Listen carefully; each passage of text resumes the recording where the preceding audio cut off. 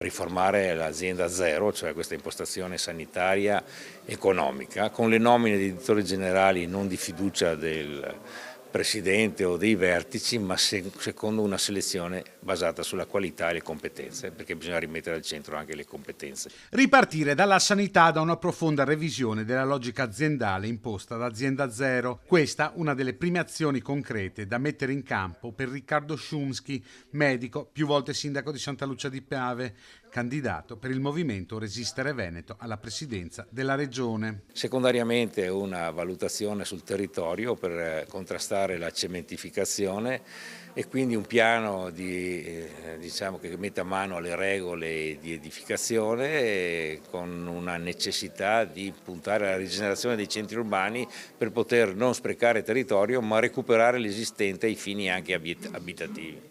E terzo è quello del sostegno al nostro tessuto veramente economico-finanziario che è in grossa difficoltà, quello produttivo, le piccole e medie aziende. Bisogna fare delle azioni mirate che le facciano fare squadra insieme. Il candidato di Resistere Veneto a Padova presenta i candidati della sua lista legati al territorio e alla società civile.